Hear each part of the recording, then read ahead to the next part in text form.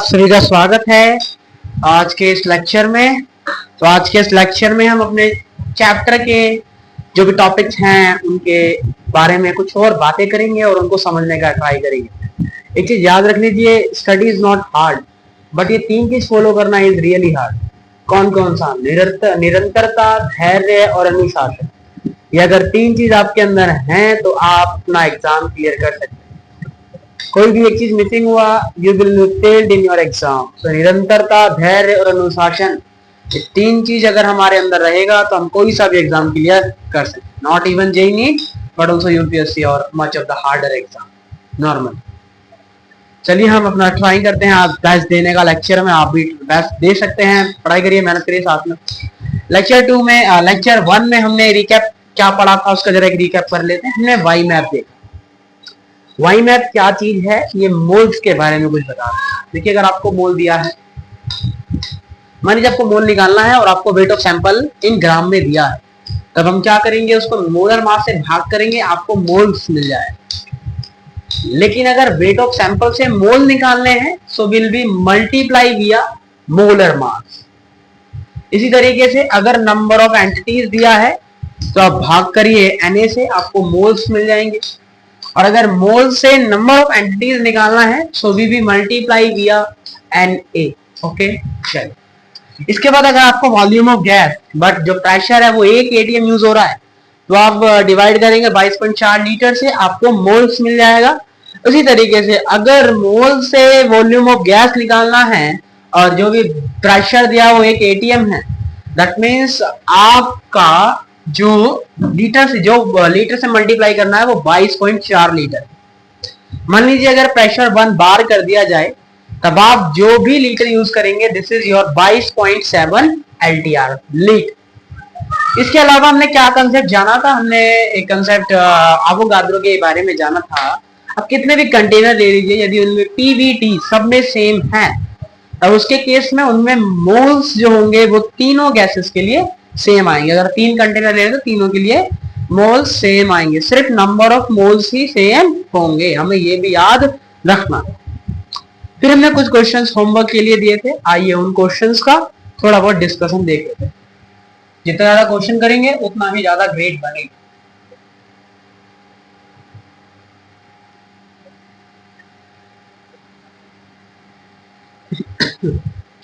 Lecture number 2 और कुछ questions देख लेते हैं। तो क्वेश्चंस क्या दिए गए हैं हमें?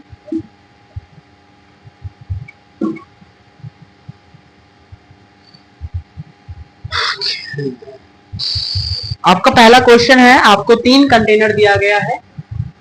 पहले कंटेनर में SO3 गैस लिया है, दूसरे कंटेनर में O2 गैस है और तीसरे कंटेनर में जो गैस है वो O3 है, ओजोन है। आपको तीनों का प्रेशर, वॉल्यूम, टेम्परेचर सब सेम दिया है। आपसे बोला है कौन कौन से ऑप्शन सेम होंगे। पहला ऑप्शन है मोल्स,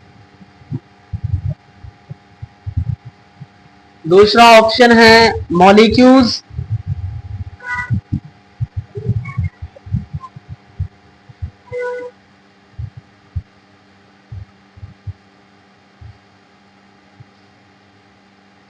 तीसरा है एटम्स। क्या जी? एटम।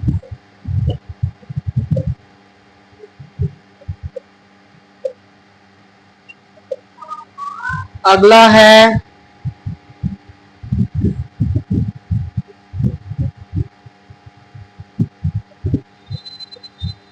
नेक्स्ट है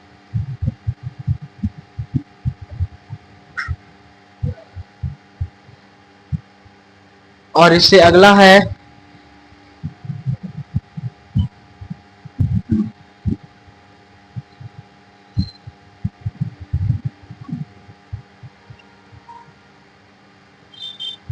बताइए कौन सा ऑप्शन इसमें से करेक्ट है। सोच लीजिए एक बार, आपने सोच लिया होगा अब तक क्योंकि मैं साथ में लिख ही रहा था।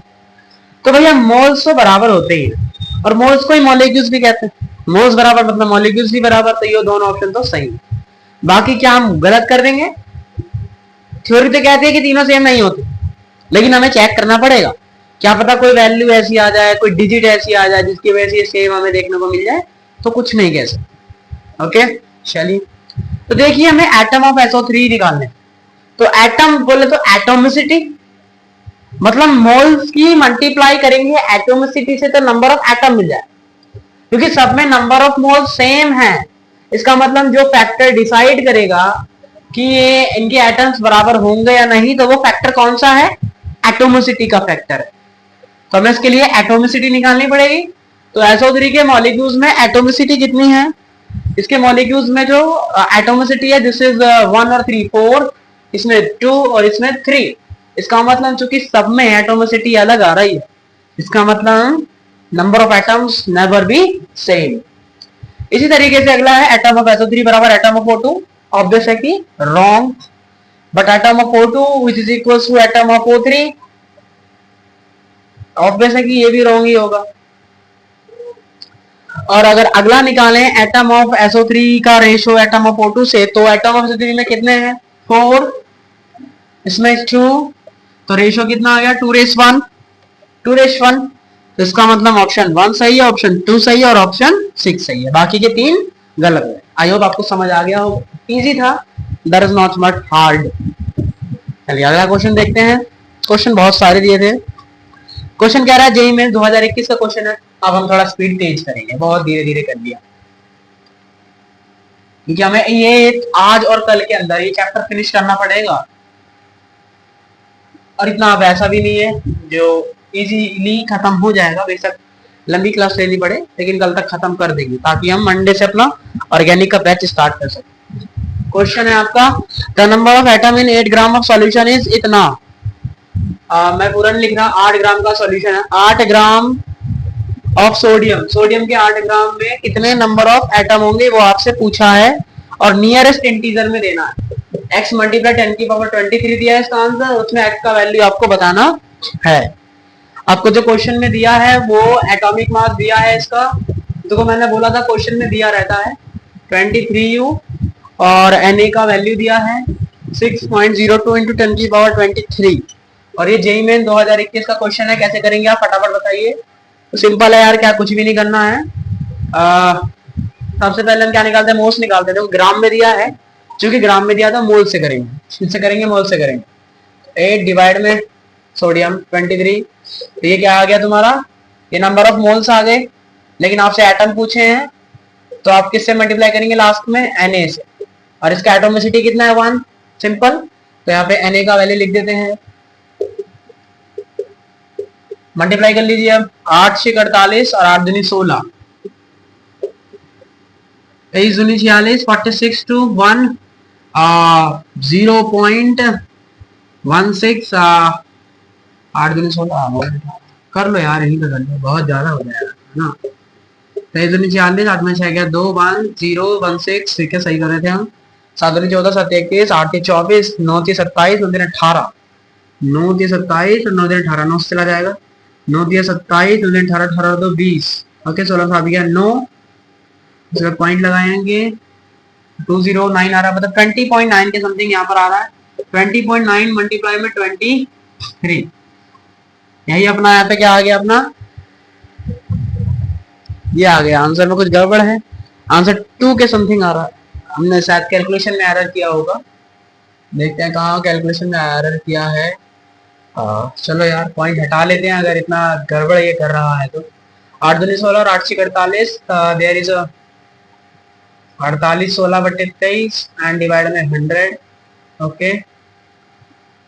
अब 23 को भाग करा, 23 दूनी 46, और में गया 2, 209 डिवाइड में 100, हाँ ठीक है 2.09 आ जाएगा, ओके। हम मल्टीप्लाई में 10⁻23, ये तो वही है, तो हमें इसमें कोई छिड़कानी करने का जरूरत नहीं है। यहाँ पे x का वैल्यू पूछा है, x का वैल्यू क्या आ गया 2.09, बट आंसर किसमें पूछा है, इंटीजर में, तो इंटीजर वैल्यू क्या हो गई आपकी 2 हो गई। ये मैंने सिखाया था आपको सॉल्यूशन में कैसे लेते हैं, ठीक है। चलिए आगे बढ़ते हैं, नेक्स्ट क्वेश्चन। कंसेप्ट पढ़ लिया, क्वेश्चन बहुत इंपॉर्टेंट है, क्वेश्चन नहीं लगाओगे ना तो जेईई निकले वाला ना कुछ निकलने वाला है। Find the number of moles पूछे हैं आपसे, पहला ये कुछ करवाएंगे, बाकी तो नहीं करवाएंगे सारे। 3.011 × 10⁻23 मॉलिक्यूल्स ऑफ CaCO3, क्या CaCO3 के इतने मॉलिक्यूल्स हैं, आपसे पूछा है नंबर ऑफ मोल्स बताइए। Find the number of moles पूछे हैं इतने मॉलिक्यूल, तो पहले एक का निकालना पड़ेगा। आप पूछा कुछ पता भी नहीं लगा। हाँ ठीक है, तो इस बार आपको क्या दिए, मॉलिक्यूल्स दिए, मतलब नंबर ऑफ एंटिटीज दिया है। और नंबर ऑफ एंटिटीज अगर दिया जाता है तो और मोल्स पूछता है तो क्या करते हैं, एन से भाग देते हैं। तो बस यही फॉर्मूला आपको लगाना है। यहाँ पे क्या करेंगे, 3.011 into 10 की power 23 divided by 4 finding moles 6.022 into 10 की पावर 23। इससे अपना ये कटा, ये देखो तो उसका 2 गुना है, 2 कम 2 2 कम 2 2 6, मतलब ये इससे डबल बार में कट जाएगा। तो कितने मोल्स अपना आंसर आ जाएगा, 0.5 मोल्स इज आवर आंसर। तो वो वाइड मैथ में जो 3 फॉर्मूले लिखवाए थे वो याद करोगे, सारे क्वेश्चन निकल जाएंगे। अगला क्वेश्चन है, देखो सारे क्वेश्चन ऐसे हैं, हम कुछ अलग टाइप के करते हैं। अलग टाइप का मतलब कैसे, 0.5 Na ions of NH4 plus, क्या दिए, 0.5 Na ions of ammonia plus, कुछ भी नहीं करने का, 0.5 Na डिवाइडेड बाय में Na, तो अपना मोल्स कितना आ गया, 0.5 आ गया। कोई लफड़ा ही नहीं है, बहुत इजी क्वेश्चन है। चलिए आगे करते हैं। आगे आपको 50 ग्राम ऑफ कैल्शियम कार्बोनेट में मोल्स निकालने, 50 ग्राम ऑफ कैल्शियम कार्बोनेट में मोल्स निकालने। भैया ये तो बिना मोल्स के भी निकाल लिया था, तो यहाँ क्या ही बड़ी चीज है। 50 डिवाइडेड में 100 ग्राम, सिर्फ नंबर ऑफ मोल्स पूछा है, नंबर ऑफ मॉलिक्यूल्स या आइटम नहीं पूछा है। अगर नंबर ऑफ मॉलिक्यूल्स या आइटम पूछा होता तो हम बाद में Na से मल्टीप्लाई करते हैं, चूंकि नहीं पूछा है। So answer is 0.5, only 0.5 is your answer, सिर्फ मोल्स पूछा है। ओके अगला क्वेश्चन है 45 ग्राम ऑक्सैलिक एसिड। ऑक्सैलिक एसिड का फॉर्मूला याद कर लीजिए। ऑक्सैलिक एसिड का कितना ग्राम है, ऑक्सैलिक एसिड आपका 45 ग्राम ऑक्सैलिक एसिड है, और इसका फॉर्मूला होता है H2C2O4, इसको कहते हैं ऑक्सैलिक एसिड, और 45 ग्राम आपको लेना है। इसका सबसे पहले मोलर मास निकाल लेते हैं। तो मोलर मास कितना होगा, 2 ग्राम, 12 दूनी 24, 16 चौक 64, 4 4 8 8 2 10, 6 2 8 और 1 9, 90 ग्राम। कैसे निकालेंगे, दिया गया द्रव्यमान बटे मोलर मास, सो आंसर कितना आ गया 1/2, मतलब 0.5 मोल्स क्या हो गए आपके आंसर आ गए। तो ऐसे ही सारे क्वेश्चन है, इसमें कुछ है नहीं ज्यादा, ऐसे ही सारे क्वेश्चन थे जो कि घर से होमवर्क के लिए दिए गए थे। इसके अलावा कुछ और क्वेश्चन क्या दिए हैं, which of the following contain maximum number of molecules. अब आपसे पूछा है अगला क्वेश्चन, ये रहा, क्वेश्चन ही करने वाले हैं और इतना कोई हार्ड नहीं, तो बेसिक लेवल क्वेश्चन है, जहां हार्ड होगा वहां रुक जाएंगे, इसमें क्या रुकना, आगे बढ़ो। Which of the following contain maximum number of molecules, 4 में से कौन है जो ज्यादा मॉलिक्यूल्स अटेन करता है, कंटेन करता है सॉरी। तो पहला है 11.2 लीटर N2 और 0 डिग्री सेल्सियस, और 1 ATM आपको सब में यूज करना है, मतलब ये आपका प्रेशर दिया 1 ATM सब में। दूसरे में है 24 ग्राम, मतलब इसी का है 24 ग्राम ओजोन, 16 ग्राम ऑक्सीजन। चौथे में है 25 ग्राम कैल्शियम कार्बोनेट। चलो भैया कैसे निकालेंगे, सबसे पहले मोल्स निकालिए, फिर आप Na से मल्टीप्लाई कर दीजिए, आपको नंबर ऑफ मॉलिक्यूल्स मिल जाएगा। जय हिंद। चलो तो इसका क्या करना होता है बताओ, 1 ATM दिया था, 22.4 से क्या करेंगे, भाग करेंगे, सिर्फ मोल से निकाल लो, क्योंकि सब में मल्टीप्लाई तो Na से ही करते हैं, तो मोल से अपना डिसाइडिंग फैक्टर हो जाएगा, सिंपल। बस तो भाग करो, ये इसका दुगना है, तो नंबर ऑफ मोल्स कितना आ गया 0.5 मोल्स, बाद में मल्टीप्लाई कैसे करेंगे Na से, बस 0.5 Na हो जाएगा। 24 ग्राम O3 है, तो 24 ग्राम O3 है, तो दिया गया द्रव्यमान 24 है, एक ऑक्सीजन का 16, 3 का 48, तो इसका भी कितना आ जाएगा 0.5 मोल्स। मॉलिक्यूल्स कितने आ गए, Na से मल्टीप्लाई करना है लास्ट में। 16 ग्राम ऑक्सीजन है, 16 अपॉन में 32, 16 कम 16 16, अरे ये क्या हो रहा है, सब में सेम ही है, वाह गजब है। 16 कम 16 16 32, 16 कम 43, 24 दूनी 48, 0.5 मोल इसमें भी आ गए, तो इसका भी क्या हो गया 0.5 Na हो गया।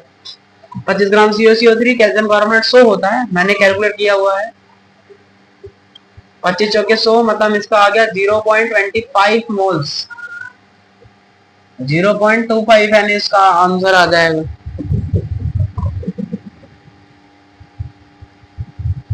तो ये शायद क्वेश्चन ही कुछ अलग है, गजब ही क्वेश्चन है ये।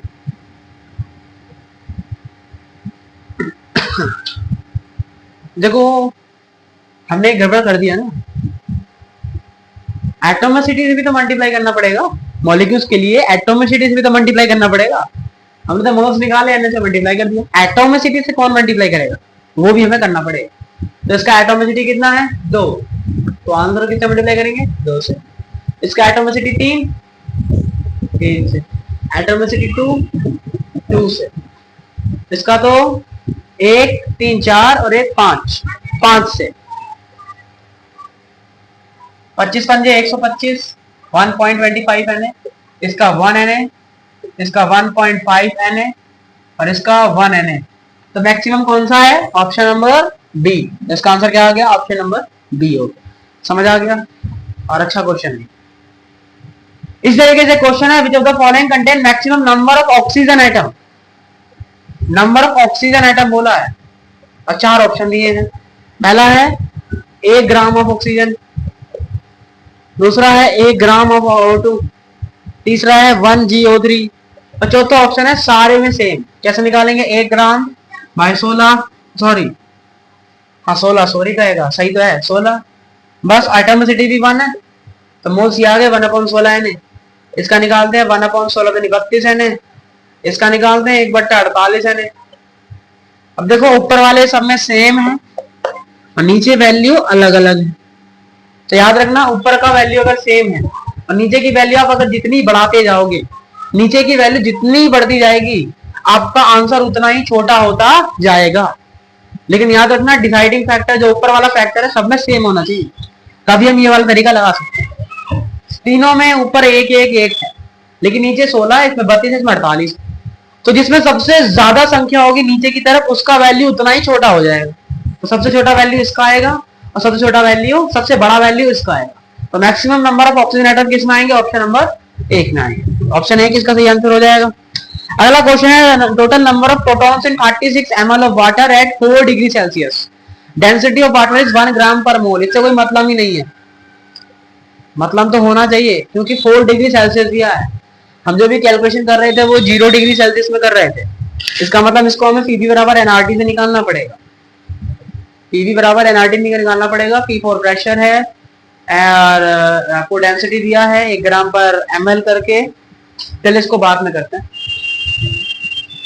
Find out the volume of CO2 at STP पे प्राप्त करना है हमें। If it is sample contain इतने nucleons.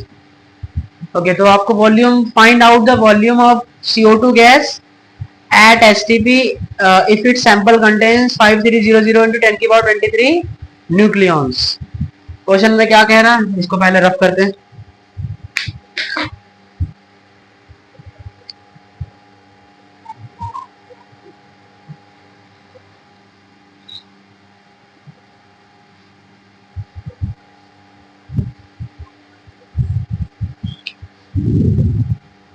Carbon dioxide eight STP, बाकी तो लिख नहीं। और जो भी सैंपल है वो कंटेन करता है इतने न्यूक्लियॉन्स।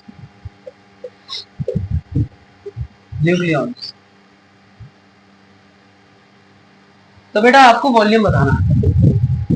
इसका मतलब मुझे मोल्स पता लग जाए और मैं 22.4 से मल्टीप्लाई कर दूंगा तो मुझे वॉल्यूम मिल जाएगा। तो मोल्स कैसे पता लगेगा, याद करो जैसे मैंने एक छोटू का एग्जांपल लिया करता था और मैं आपसे बोलता था इसमें 25 ग्राम, चलो आपको छोटू दिया मैंने 44 ग्राम आपको ये दिया है, तो इसके मोलर मास से भाग करते थे तो आपको क्या मिलता था, नंबर ऑफ मोल्स मिलता। ओके,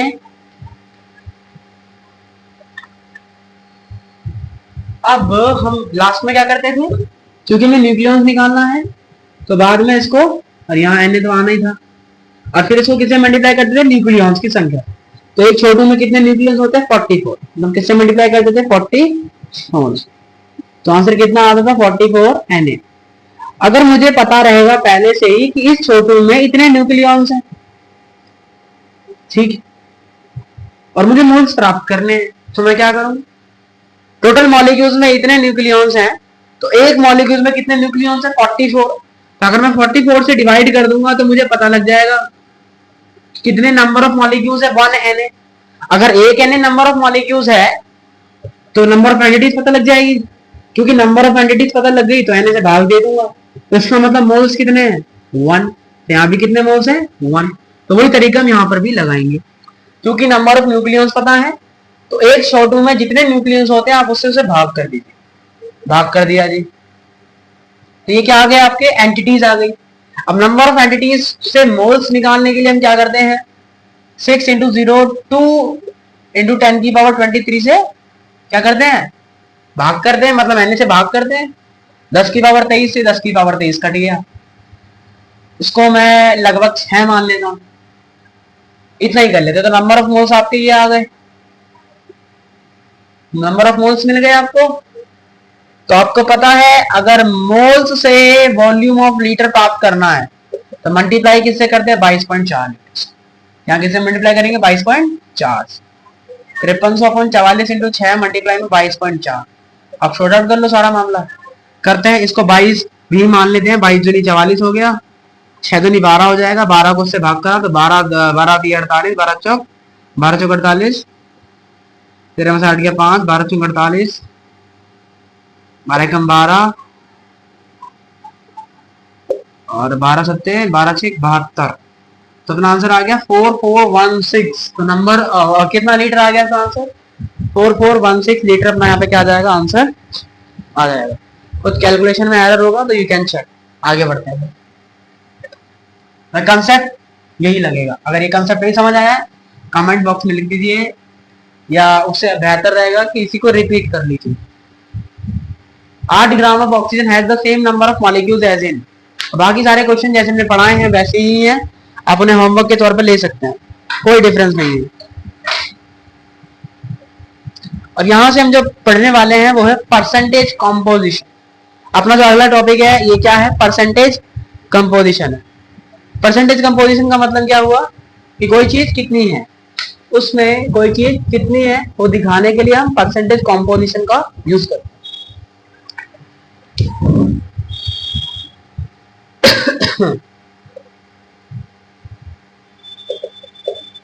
जैसे मैंने A2B3 बनाया, टोटल 8 मोल्स थे, तो अगर मैं आपसे बोलूं ए के कितने मोल्स होंगे तो वन आंसर थोड़ी ना करेंगे।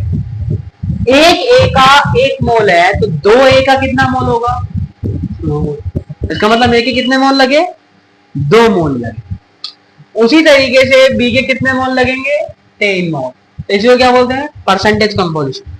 अलग अलग उनको निकालना।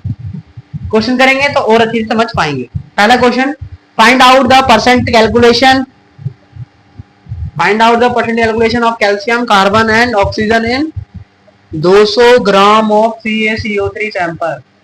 देखो परसेंटेज का फॉर्मूला यहाँ पे क्या है, सबसे पहले आपको वेट ऑफ जिसका भी पूछा है उसका वेट निकालिए और उसको भाग कर दीजिए टोटल वेट से और मल्टीप्लाई कर दीजिए 100 से, तो आपको क्या मिल जाएगा, उसका परसेंटेज मिल जाएगा। परसेंटेज निकालना तो आता ही है, वैसे ही निकाल दो। सबसे पहले हम नंबर ऑफ मोल्स निकालेंगे, 200 ग्राम और इसका वेट 100, तो नंबर ऑफ मोल्स कितना आ गए, 2। इसका मतलब कैल्शियम कितने हैं, 2 मोल। कार्बन कितने हैं, 2 मोल। ऑक्सीजन कितने हैं, 3 × 2 मतलब 6 मोल। आप सबका वेट निकाल, वेट कैसे निकालेंगे, मोल्स जो है उसको भाग कर दिए, उसको मल्टीप्लाई कर दीजिए मोलर मास से, तो आपको वेट मिल जाएगा, फॉर्मूले में पढ़ाया मैंने। तो 2 मल्टीप्लाई में इसका मोलर मास कितना होता है, 40, मतलब वेट कितना हो गया, 80 ग्राम। कार्बन का मोलर मास 12 है, मल्टीप्लाई 2 तो 24 ग्राम। ऑक्सीजन का 16 है और 3 ऑक्सीजन है तो 48 हो गया। नहीं हमने तो सब मिक्स अप कर लिया है, 16 से मल्टीप्लाई करेंगे डायरेक्ट तो 96 आ जाए। अब आप एक बार तीनों को मल्टीप्लाई करके देख लो, क्या तीनों को जोड़ने पर 200 आ रहा है, इसका मतलब आपने सही करा है। 6 4 10 9 2 11 18 1 और 1 200, तो यस सही है, सबका वेट मिल गया।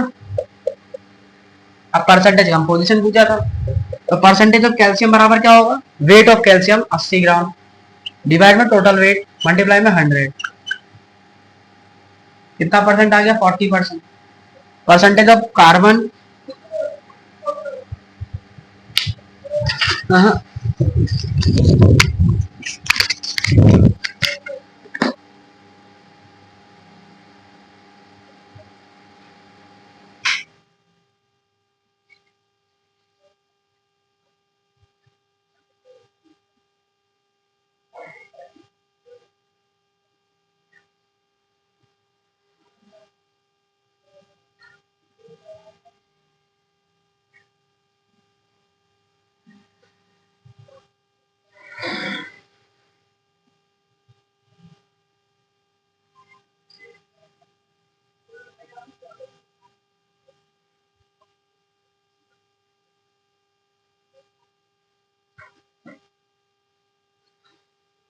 फिर से स्टार्ट करते हैं। तो परसेंटेज ऑफ कार्बन कैसे निकालेंगे?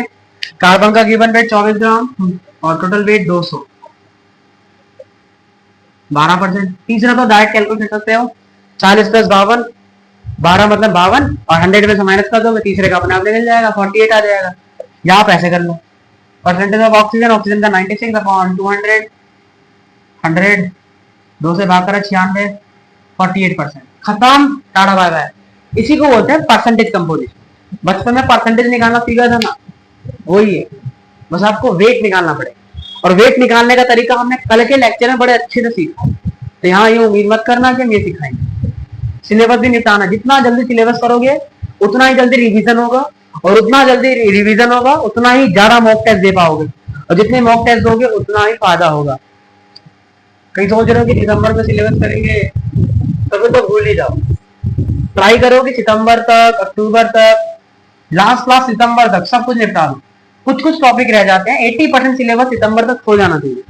उसके बाद जो 20% होगा उसको करते रहना, लेकिन 80% में अच्छे से कमांड हो जानी चाहिए। ऐसे एक और क्वेश्चन है, लेकिन हम कोई दूसरे वाला करते हैं, ये तो सेम ही हो जाएगा। 360 ग्राम ग्लूकोज है और आपको वेट ऑफ कार्बन निकालना। देखो सिर्फ इस बार वेट ऑफ कार्बन पूछ लिया, वेट ऑफ कार्बन इन कितना है जी? 360 ग्राम ग्लूकोज है। पिछले वीडियो में तो ग्लूकोज का फॉर्मूला गलत लिख दिया था, यहाँ सही लिखेंगे, C6H12O6। वेट 180 आता है, कैलकुलेट कर लीजिए। 12 से 72, 72 और 12, 72 प्लस 64, 72 और 64, अरे कर लो यार, 72 64 12 नहीं, 16 से 96 होगा ना, 96, 6 2 8 तो 10, 9 का 16 17 और 1 18, 180 आ रहा है, ठीक है। तो मोल्स कितने आ जाएंगे आपके? 2 मोल। एक कार्बन के 2 मोल, 6 कार्बन के कितने हो जाएंगे? 12 मोल। आप किससे मल्टीप्लाई करते हैं? कार्बन के वेट से, मोलर मास से। क्या निकालने के लिए? वेट निकालने के लिए। एक कार्बन का मोलर मास कितना होता है? 12 ग्राम। तो आंसर कितना आ गया? 144 ग्राम। इसका मतलब वेट ऑफ कार्बन कितना आ जाएगा? 144 ग्राम। थैंक यू, खत्म, टाटा बाय बाय। अगला क्वेश्चन करते हैं, बहुत इजी था ये तो। In a sample of copper sulphate 5H2, नीला सोना जिसे कहते हैं वो है ये। Those are 10 moles of oxygen atom. Find out the mole of hydrogen atom in the sample. ये एक्सपेक्टेड कर सकते हैं जेईई में 2026 के लिए, ऐसे क्वेश्चन पूछने का चांस रखता है, और ये आप पीओसी में भी काम आएगा, ये प्रैक्टिकल ऑर्गेनिक केमिस्ट्री में। देखो कॉपर सल्फेट 5H2 होगा। चलिए, मोल्स दिए हैं हमें 10 मोल्स ऑफ ऑक्सीजन, और find out the mole of hydrogen atom. Hydrogen atom के मोल प्राप्त करने हैं आप के मोल। कैसे करते हैं चलिए देखिए। टोटल कितनी ऑक्सीजन है? 5 और 4 9 ऑक्सीजन है। इसका मतलब है 10 मोल 9 ऑक्सीजन का आया है। तो एक ऑक्सीजन का कितना होगा? 10/9 मोल। तो हम कैसे करते थे? हमने जो 360 निकाला था अभी, तो उसमें कार्बन का 1 मोल कितना आया था? 2 मोल, लेकिन 6 कार्बन थे तो कितना हो गया था? 12 रियल में। तो इसका मतलब है जो एक कार्बन का आया था वही पूरे कंपाउंड का भी मोल था, तो वही आपको याद रखना है। ऐसे केस में हमेशा जिसका भी दिया है उसका एक का, उस एक ऑक्सीजन का या कोई भी जो चीज दी है उसका एक का जो मोल होगा वही पूरे कंपाउंड का भी मोल होगा। तो एक ऑक्सीजन का कितना मोल आया है? 10/9। तो यही पूरे कंपाउंड का भी क्या होगा? मोल होगा। तो अब कितनी हाइड्रोजन है? तो एक हाइड्रोजन का मोल कितना आ जाएगा? ये, लेकिन है कितनी? 10। तो 10 हाइड्रोजन के कितने मोल आ जाएंगे? 10 × 10/9, दैट मीन्स आंसर इज 100/9, और यही अपना आंसर है। यही कॉन्सेप्ट यहाँ पे समझना था। जो एक ऑक्सीजन का आएगा ना वही पूरे कंपाउंड का भी होगा, जो एक कार्बन का मोल आएगा ना वही पूरे कंपाउंड का भी मोल होगा। हमने समझा है, दिमाग है तो समझ लो, नहीं आए तो you can ask in comment box. चलिए आगे बढ़ते हैं। फाइंड आउट द वेट है loss on heating global salt. जब हम ग्लोबल सॉल्ट को हीट करते हैं तो जो वाटर के मॉलिक्यूल्स हैं, जो 10H2 होते हैं, वो सब उड़ जाते हैं। तो क्वेश्चन कह रहा है कि जब सब उड़ गए तो कितना लॉस आया? लॉस ऑफ क्या पूछा है? लॉस ऑफ वेट लॉस पूछा है सोडियम सल्फेट और 10H2O। तो करते हैं।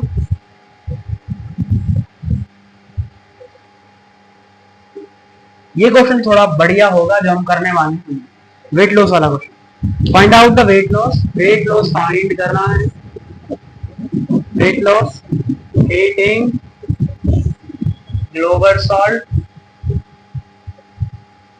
तो ग्लोबल सॉल्ट किसे कहते हैं?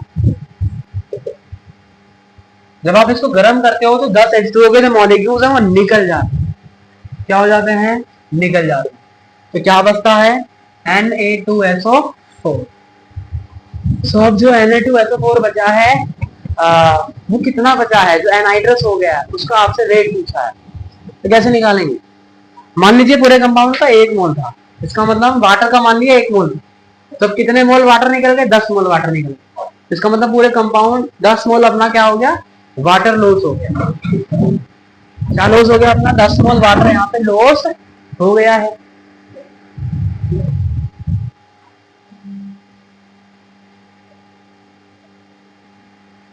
देख लो, हमें जब क्वेश्चन कर रहे हैं तो इस क्वेश्चन ने हमें ये नहीं बताया है कि कितने मोल दिए हैं, तो अपनी तरफ से मान लेते हैं कि ये जो मोल्स हैं वो 1 मोल है। माना ग्लोबल सोल्ट 1 मोल है, तो इसका मतलब 10H2O निकले हैं, तो 1 H2O का 1 मोल, तो 10H2O कितने मोल? 10 मोल। इसका मतलब कितनी मोल H2O निकली है? 10 मोल H2O निकली है। तो 10 मोल H2O निकली है तो उसका वेट निकाल लो। तो वेट निकाल लेते।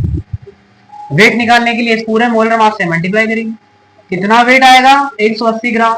इसका मतलब कितना लॉस आएगा? 180 ग्राम को क्या आ जाएगा? अपना लॉस आ जाएगा। क्योंकि आंसर में ये नहीं क्लैरिफाई किया है कि आपने कितना ग्राम, कितने मोल्स ऑफ ग्लोबल सोल्ट दिया है। तो ऑप्शन में आपको दिए हैं 18 ग्राम, 120 ग्राम, 130 ग्राम, 180 ग्राम, और डी है मतलब ई है सारे। क्योंकि क्लैरिफाई नहीं किया है तो इनमें से कोई सा भी आंसर हो सकता, तो हम क्या लगाएंगे? सारे ही इसके आंसर। लेकिन अगर मान लो ये चेंज कर दिया मैंने क्वेश्चन, और अब अगला क्वेश्चन ले लिया जिसमें बोला है कि 664 ग्राम आपने ग्लोबल सोल्ट लिया, तब फिक्स हो गया, तो अब इसका आंसर एक ही आएगा। तो सबसे पहले मोल्स निकालेंगे। एक सोडियम का 23, 2 का 46, एक सल्फर का 32, एक सल्फर का 32, ओहो, 4 ऑक्सीजन,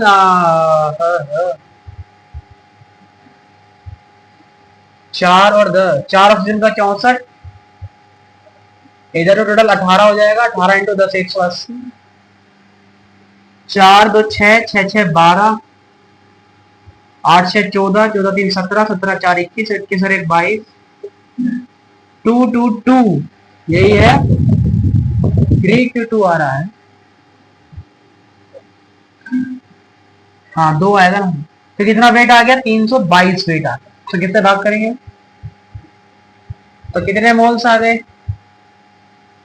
इसका मतलब वाटर अलग होना है, एनहाइड्रस का मतलब होता है वाटर का अलग हो जाना। एक 2 मोल्स का मतलब क्या है? एक H2O कितने मोल्स है? 2, लेकिन एक्चुअल में कितने H2O हैं? 10। तो टोटल मोल्स भी कितने आएंगे? 20। तो इसका वेट कैसे आएगा? इसके मोलर मास से मल्टीप्लाई कर। तो टोटल आंसर कितना आ गया? 360 ग्राम। तो कितना लॉस आएगा? इस बार एक आंसर होगा 360, लेकिन पिछली बार में डिफाइन नहीं था कितने ग्राम ले रहे हो, तो कोई भी इसका आंसर हो सकता है, हम नहीं कहते। पिछले में सारे आंसर टिक कर दिए, लेकिन इस बार दिया था तो सिर्फ यही अपना आंसर होगा। ठीक है, चलिए, तो मजा आ गया होगा अभी तक आपको, और अभी का लेक्चर जैसा लगा है आप बता सकते हैं। समझ आ गया होगा मेरे हिसाब से, और इतना टफ नहीं है ये। अगला क्वेश्चन, आपको सिर्फ क्वेश्चन ही करवाए जा रहे हैं, तो थ्योरी कहाँ है? बोला था थ्योरी नहीं है ज्यादा, क्वेश्चन जितने ज्यादा लगाएंगे उतना ज्यादा मजा भी आएगा। और ये सारे TYQ हैं, समझ लो, इसके अलावा कुछ करना ही नहीं। जो यहाँ हो गया बस हो गया, बस रिवीजन जैसे करवाएंगे जैसे होगा बस। Find out percent weight loss on heating global salt. Global salt में आपको परसेंट ऑफ हीटिंग निकालना है। Na2SO4.10H2O परसेंट वेट लॉस निकालना है आपको। तो कैसे निकालेंगे? हमने माना कि ये 1 मोल है, क्या माना कि एक मोल है, क्या माना कि एक मोल है।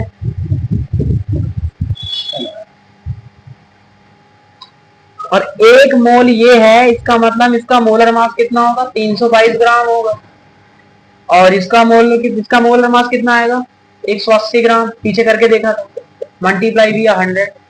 इसको जब भाग करते हैं तो अपना आंसर आता है 50%। तो कितना परसेंट वेट लॉस हो गया, 50% वेट लॉस। मान लो अगर इसका वेट 644 दिया है तो क्या होता, ऊपर भी 2 से मल्टीप्लाई हो जाता और नीचे भी 2 से मल्टीप्लाई हो जाता। तो मतलब अभी भी आंसर क्या आता, 50%। मतलब परसेंट वेट लॉस चाहे कितना भी आ जाए, क्या, चाहे कितना भी आ जाए, चाहे कितना भी द्रव्यमान हो जाए, हर किसी के केस में आंसर 50% ही आएगा। इसका मतलब इसीलिए यहाँ पर हमारा एक ही आंसर हुआ, आपने देखा ना। इसलिए मैंने यहाँ 1 मोल मान लिया, और 1 मोल मतलब इसका वेट 322 ग्राम हो गया। इसका 322 मतलब 180 मल्टीप्लाई 100, तो आंसर कितना आ गया, 50%। अब 2 मोल मान के करोगे तो भी 50%, 3 मोल मान के करोगे तो भी 50% ही आंसर आएगा। तो वेट लॉस का केवल एक ही आंसर होता है, आप कुछ भी संख्या मान के वेट लॉस निकाल सकते हैं। आप यहाँ से ये याद रखें, 50% नहीं 56% आता है। 50 करके ही देख लेते हैं, क्या सोचना। 5 से भाग करते हैं, 5 दूनी 10, 5 दूनी 10, 11, 5 15 और 1 16, 6 दूनी 12, 6 दूनी 12, 6 के समथिंग में 55 पॉइंट कुछ जाएगा, उसको हमने राउंड ऑफ करके 56 लिख दिया, ये अपना आंसर आ गया। एक और question, what will be the molecular weight of a compound having 0.8% sulphur by weight. अगला क्वेश्चन क्या कहता है, एक बार उसे देखते हैं। बहुत क्वेश्चन कर लिए हमने, स्पीड में करें, काफी अच्छे, स्पीड में नहीं नॉर्मल तरीके से करें। What will be the molecular weight of a compound having 0.1% sulphur. 0.1% क्या है, सल्फर है। उसका आपसे क्या पूछा है, वेट पूछा है, मॉलिक्यूलर वेट ऑफ कंपाउंड ये है, और ऑप्शन दिए भी 32,000 यू, 64,000 यू, 96,000 यू, 1,28,000 यू। तो मॉलिक्यूलर वेट कैसे निकालें, सोचो अपने आप। 0.1% सल्फर ऑफ वेट दिया है, सोचिए, 1 मिनट आपको दिया, सोचिए, फटाफट सोचिए।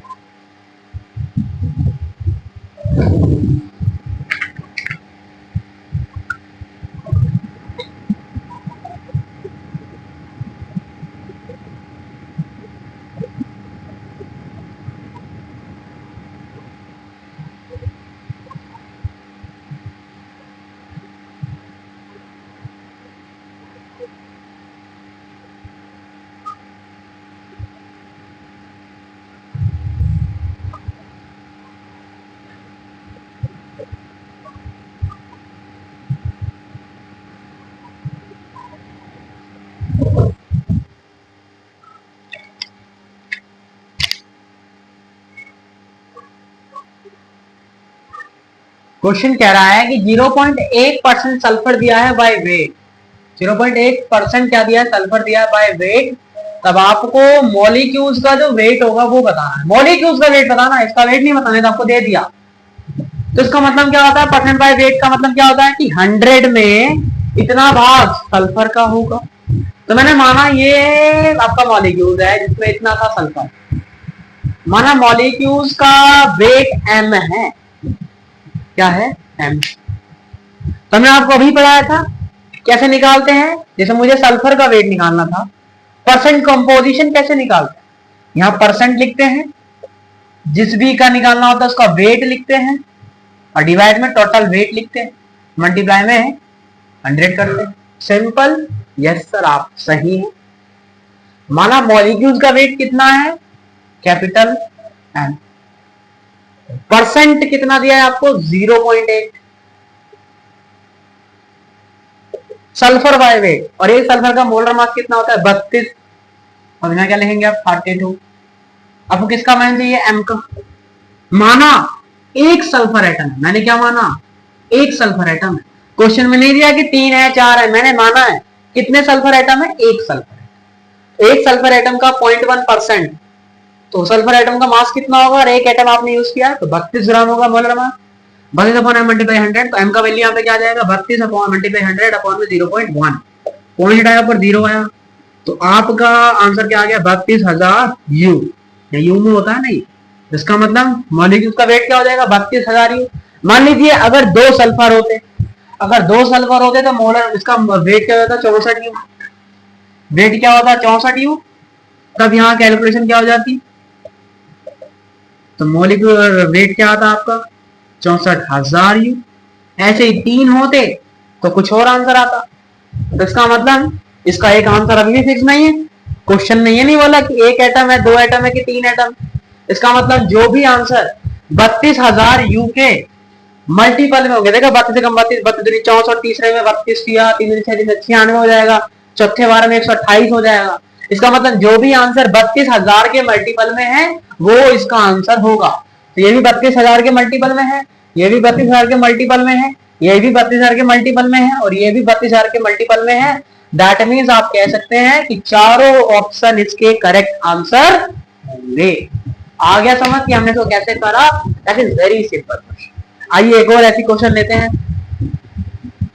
What will be the minimum molecular weight, इस बार मिनिमम ही बोला है, अगर वो मिनिमम बोले, क्या बोले मिनिमम बोले, इसका मतलब इसका आंसर क्या हो जाएगा 32,000 ही होगा। मिनिमम तो एक ही सल्फर एटम हो सकता है ना, 0 थोड़ी नहीं हो सकता, 0 होता तो देता है क्यों, इसका मतलब मिनिमम रेट में अपना आंसर केवल यही होगा, इसका आंसर क्या होगा 32,000 ही।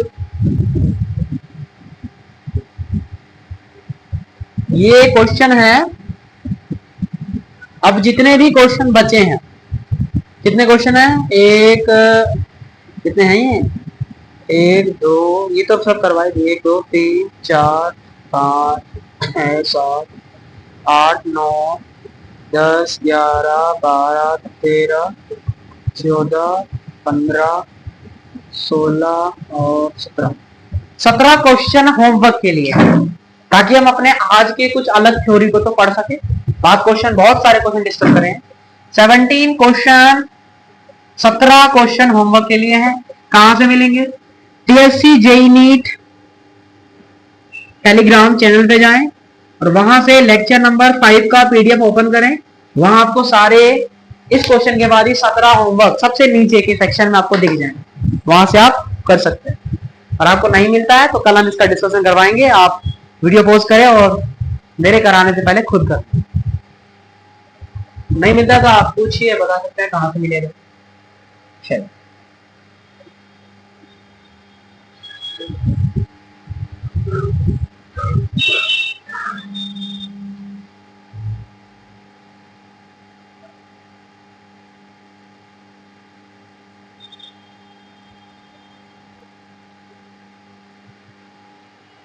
चलिए अब हम अपने अगले टॉपिक्स को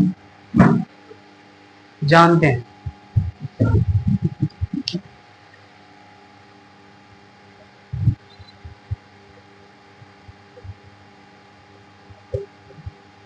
मॉलिक्यूलर वेट और इंपीरिकल फॉर्मूला और मॉलिक्यूलर फॉर्मूला। चलिए तो अब हम पढ़ने वाले हैं अपना मॉलिक्यूलर फॉर्मूला और इंपीरिकल फॉर्मूला। तो थोड़ा सा बेसिक आइडिया आपके पास होगा कि मॉलिक्यूलर फॉर्मूला और इंपीरिकल फॉर्मूला होता क्या है। बेटा मॉलिक्यूलर फॉर्मूला वे फॉर्मूला है जिसमें नंबर ऑफ एटम जो भी यूज हो रहे हैं उसमें, जो भी इसमें आ रहे हैं, उसका वो एक एग्जैक्ट नंबर आपको देगा, वो होगा इंपीरिकल फॉर्मूला। लेकिन अगर रेशो सिंपलेस्ट है, एग्जैक्ट नंबर ऑफ मॉलिक्यूल्स नहीं बता रहा, वो खाली सिंपलेस्ट रेशो दे रहा है मॉलिक्यूल्स का, दैट मीन्स कि वो इंपीरिकल फॉर्मूला। समझिए, मान लीजिए मैंने लिया C6H12O6, तो यहां आपको पता लग रहा है कि इसमें 6 कार्बन है, 12 हाइड्रोजन है, 6 ऑक्सीजन। लेकिन अगर मैं इसका सिंपलेस्ट रेशो निकालूं तो 6 कम 6, 6 दूनी 12, 6 कम 6, तो ये होगा आपका इंपीरिकल फॉर्मूला। क्या हो गई आपका इंपीरिकल फॉर्मूला हो गया। इसका मतलब कि जो सिंपलेस्ट रेशियो होता है फॉर्मूले का, एटम्स, नंबर ऑफ एटम उस पर्टिकुलर सिस्टम में, तो जो सिंपलेस्ट रेशियो होगा वो इंपीरिकल फॉर्मूला देता है, और exact number of atom molecular formula बताता है। इससे ज्यादा नहीं जानना। एक और चीज है, इसका मैं वेट निकालता हूँ 180 आता, इसका वेट निकालूंगा तो 12 एकदम 12 प्लस 2 और 16, 6 2 8 8 2 10, कितना आया जी? 30 आया। इसका मतलब अगर मैं इसका वेट लू, मॉलिक्यूलर वेट लू बट इंपीरिकल वेट लू, वैल्यू आया 6, माना ये कोई नंबर n है। अब अगर मैं 6 का मल्टीप्लाई इस इंपीरिकल फॉर्मूले में करता हूं, दिख रहा होगा मेरे हिसाब से, शायद दिख रहा है, बिल्कुल। तो कहां मल्टीप्लाई होता है? नीचे मल्टीप्लाई होता है ना, 3 से h बार आ ओ से। अरे भाई साहब, ये तो एग्जैक्ट नंबर ऑफ मॉलिक्यूल्स बता दिए, एग्जैक्ट नंबर ऑफ एटम बता दिए कार्बन के। इसका मतलब इसने मॉलिक्यूलर फॉर्मूला दे दिया। इसका मतलब सर अगर हमें n पता लग जाएगा तो इंपीरिकल फॉर्मूला से मॉलिक्यूलर फॉर्मूला बना देंगे, यही तो समझाना था। इसका मतलब n निकालने के लिए क्या करते हैं? Molecular weight divide by empirical. तो इसका मतलब एक और चीज लिख सकते हैं क्या? Molecular weight is equal to n time of empirical weight. क्या यही हुआ? चेक कर, इंपीरिकल वेट 30 है, n का वैल्यू 6 है, 180 आ गया। अरे भाई साहब, इसका मतलब यहां से आपको ये फॉर्मूला याद कर लेना है। ये समझा दिया आया कैसे, समझ लिया आया कैसे। मॉलिक्यूलर फॉर्मूला क्या होता है, एम्पिरिकल फॉर्मूला क्या था, आपने समझ लिया। अब क्वेश्चन से समझेंगे कि how to get empirical formula, empirical formula कैसे प्राप्त करें। ये याद रखना है आपको। क्या? n is equals to molecular weight upon empirical weight, और n times of empirical weight is equals to molecular weight. चलिए अब आगे बढ़ते हैं और आगे कुछ क्वेश्चंस करते हैं और फिर इसको समझने का ट्राई करते हैं। अब तक तो आपके दिल में ये फॉर्मूला बस गया होगा, इस तरीके से तो अच्छे से बच गया। क्वेश्चन उतारते हैं। थ्योरी ज्यादा नहीं है, पहला चैप्टर है, जो मेन पार्ट था समझने का वो ये था। अब स्टोइचियोमेट्री आएगा वो होगा समझने वाला। ये तो क्वेश्चन से ही समझने वाले हैं, इसके आगे के चैप्टर सॉल्यूशन देखा था वो समझने वाला। इसमें तो जितना ज्यादा हो सके उतना ज्यादा क्वेश्चन लगाने हैं। The empirical formula of A compound of molecular mass 120 U, molecular formula है और उसका मास दिया 120 U, और दिया है आपको CH2O। कह रहा है मॉलिक्यूलर फार्मूला निकालो। अरे ये तो कुछ भी नहीं, ये मतलब एम्पिरिकल फार्मूला होगा। इसका मास निकालो 12 प्लस 2 प्लस 16, 6 2 8 8 2 10, 1 और 1 2 3। n का वैल्यू कैसे निकालेंगे?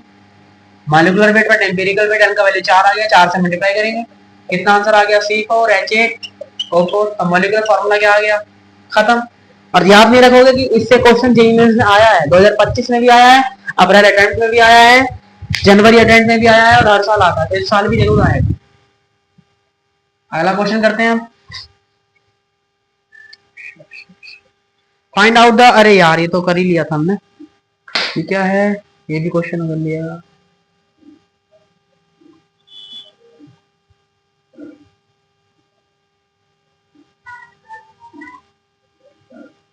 करते हैं क्वेश्चन, देखते हैं कौन सा करना है हमें।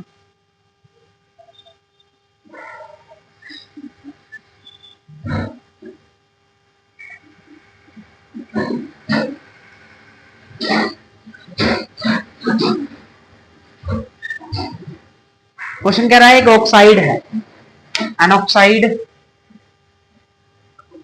Sulphur contain 50% of sulphur, 50% sulphur है। Empirical formula in its empirical formula is, इसका इंपीरिकल फॉर्मूला आपको बताना है। अरे यार 50% सल्फर है, इसका मतलब 50% क्या होगी? ऑक्सीजन। दोनों का रेशियो क्या आ गया? 1/1। इसका मतलब आंसर क्या हो गया? SO। तो ऑप्शन नंबर 3 इसका सही आंसर है। ऑक्साइड बोला है, an oxide of sulfur contain 50% of sulfur in it, its empirical formula is।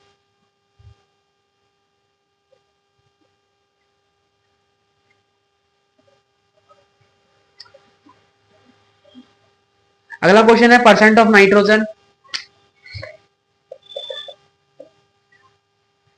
25.94, percentage of oxygen 74.06 empirical formula आपको यहाँ पे निकालना। कैसे निकालते हैं इंपेरिकल फॉर्मूला?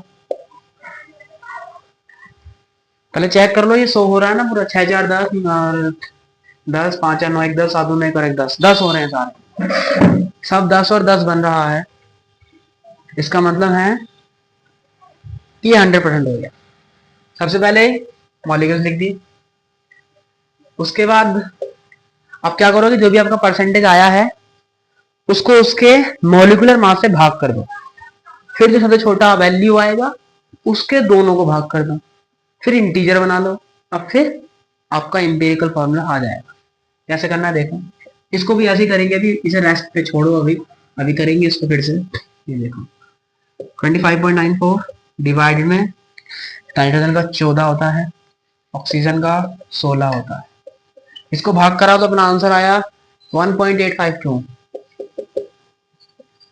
करके देख लो कैसे करते हैं। 16 चौक 64, 16 पंजे 80, 4 से जाएगा, 16 से 96, 16 दिया 48, 46.3 आ रहा है, 4.63 के समथिंग। हाँ यही आंसर है इसका, 4.628 है, मतलब 4.63 के समथिंग है। ठीक, अब दोनों में छोटी वैल्यू कौन सी, ये वाली, तो क्या करेंगे, इसी वैल्यू से दोनों को भाग कर देंगे। क्या कर देंगे भैया, भाग कर देंगे